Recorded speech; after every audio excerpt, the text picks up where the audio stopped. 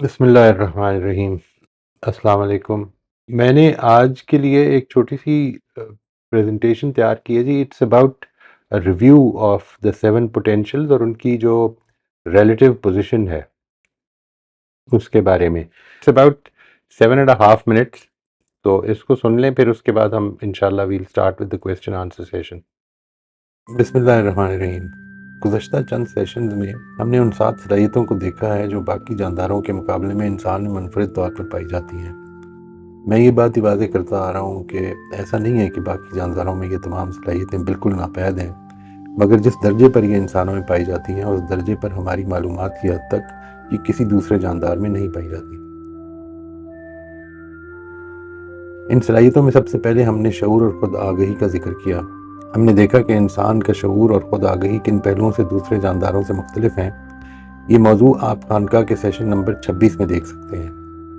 اس کے بعد session number 27 میں ہم نے دوسرے جانداروں کے مقابلے میں انسان میں سمجھ بوجھ کی برتر صلاحیت کا ذکر کیا اور یہ دیکھا کہ یہ صلاحیت کن کن پہلوؤں سے اس کی زندگی میں نمایاں ہوتی ہے۔ تیسرے نمبر پر سیشن نمبر 28 میں ہم نے انسان میں زبان سیکھنے اور پیچیدہ ترین موضوعات پر گفتگو کر پانے کی صلاحیت کا ذکر کیا۔ چوتھے نمبر پر 29ویں سیشن میں ہم نے انسان میں تخیل کی صلاحیت کا ذکر کیا اور دیکھا کہ کس طرح صدیوں پر پھیلی انسانی ترقی کہانی میں اس صلاحیت نے ایک بنیادی کردار ادا کیا ہے۔ اپنی ناپسندیدہ عادتوں پر قابو پانے اور مشکل حالات سے نابرد آزما ہونے کے حوالے سے تخیل کے کردار کا خاص طور پر ذکر کیا گیا۔ 5ویں نمبر پر اور 30ویں سیشن میں ہم نے انسان کی حصہ جمالیات کا ذکر کرتے ہوئے یہ دیکھا کہ اس نے انسان کی زندگی پر کن کن پہلوؤں سے اثر ڈالا ہے۔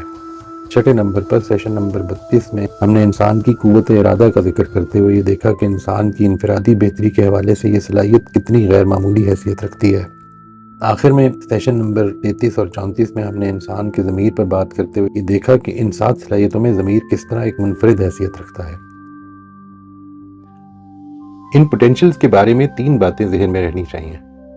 ایک یہ کہ خواہ خود آگہی اور شعور ہو، دوسرے جانداروں کے مقابلے میں بہتر سمجھ بوجھ ہو، زبان سیکھنے اور گفتگو کرنے کی صلاحیت ہو، تخیل، حصہ جمالیات، قوت ارادہ یا ضمیر ہو، یہ سب صلاحیتیں پیدائش کے وقت ہی سے ایک بچے میں پوٹینشلز کے طور پر موجود ہوتی ہیں۔ کسی پیدا ہونے والے بچے میں ہم یہ صلاحیتیں اپنی مرضی سے اور اپنے طے کردہ وقت پر پیدا نہیں کر سکتے۔ دوسری یہ کہ زبان سیکھنے کی طرح انسان کے باقی تمام پوٹینشل بھی آغاز میں اپنے ماحول ہی کے اثر میں پروان چڑھتے اور اپنا اظہار کرتے ہیں۔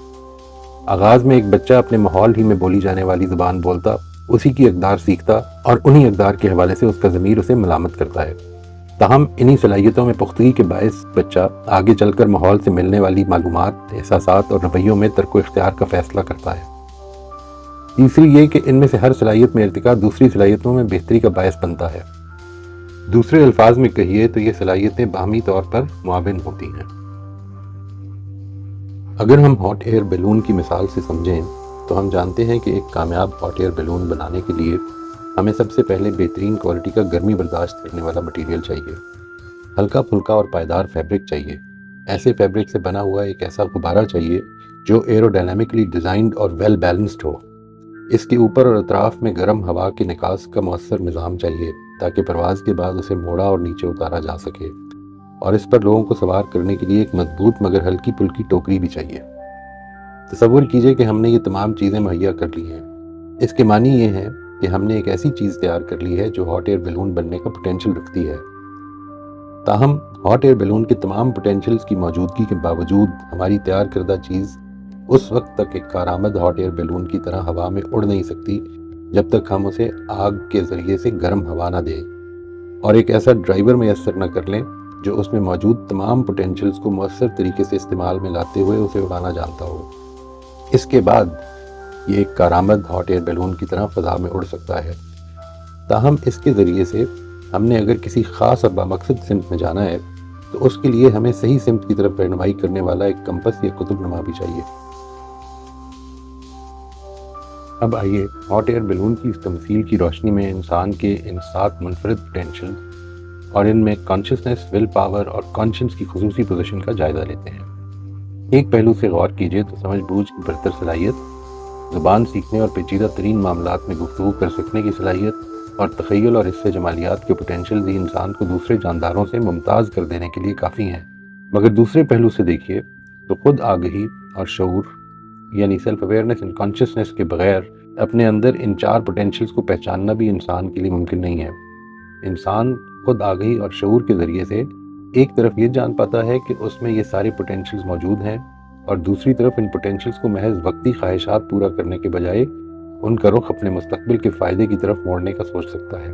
اس لحاظ سے دیکھیے تو سیلف اویئرنیس اور کانشیسنس انسان میں وہی کردار ادا کرتے ہیں جو ہاٹ ایئر بیلون کی تمثیل میں ڈرائیور کا تھا۔ اگرچہ شعور اور خود آگہی کی موجودگی ہمیں یہ تو بتا دیتی ہے کہ ہمارے اندر ایسے شاندار پوٹینشلز موجود ہیں اور انہیں ہمیں اپنے دور رس فائدے کے لیے استعمال کرنا چاہیے، تاہم اپنی فوری خواہشات کو قربان کر کے اپنے دیر پا فائدے کے لیے اقدام کر پانا محض خود آگہی اور شعور سے ممکن نہیں۔ اس کے لیے ہمیں ول پاور کی انرجی درکار ہے۔ قوت ارادہ نہ صرف ہمیں اپنی موجودہ صلاحیتوں کو بامقصد طریقے سے استعمال کرنے کے قابل بناتی ہے، بلکہ شروع کے چند برسوں کے بعد اپنی ان صلاحیتوں کو شعوری طور پر ارتقا پذیر کرنے میں بھی طاقت بہم پہنچاتی ہے۔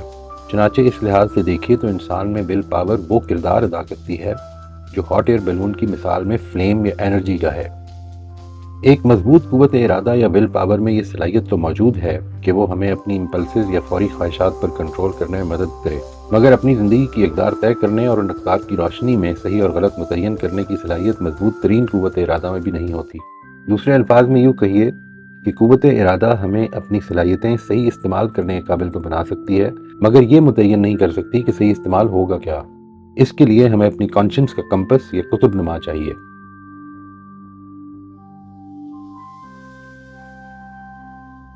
اوپر کی تفصیل سے یہ بات واضح ہے کہ میری نظر میں انسان کا سب سے بنیادی پوٹینشل خود آگہی اور شعور ہے۔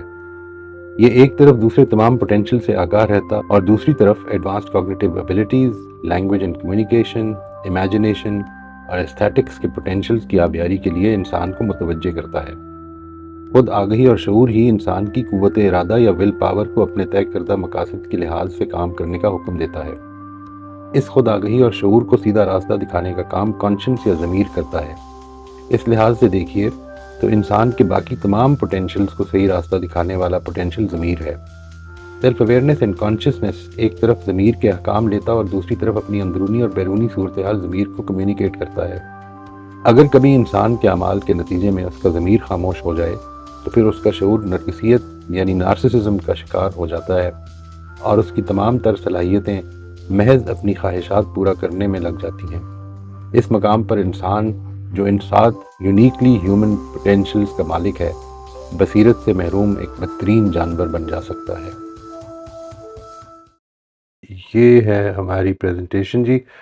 اٹس ویری بریف، آپ کو یہ مل بھی جائے گی انشاءاللہ جب ریکارڈنگ پوسٹ ہوگی تو آپ آرام سے اس کو پھر سے دیکھ سکتے ہیں۔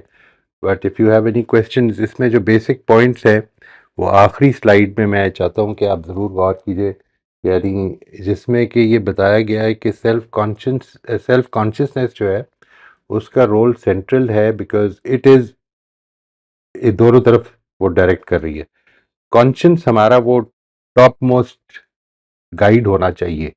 یہ 2 میجر پوائنٹس ہیں اس میں جو کہ میں نے بتایا۔